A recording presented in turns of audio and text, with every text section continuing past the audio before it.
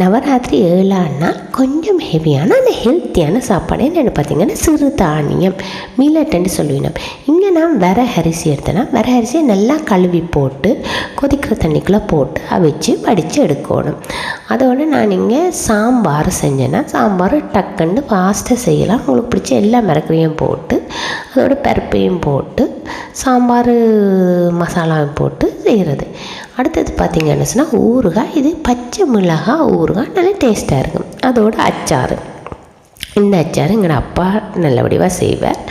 இதில் நீங்கள் பார்த்திங்கன்னா நல்லா க்ரன்ச்சியான வெஜிடபிள், கேரட்டு, போஞ்சி, மிளகாய் அண்ட் அன்னாசி சின்ன வெங்காயத்தோடு அதோட கொஞ்சம் சிப்ஸ் இது வளத்தையும் ஒரு கப் அரிசியோடு சாப்பிட்டு முடிச்சாச்சு.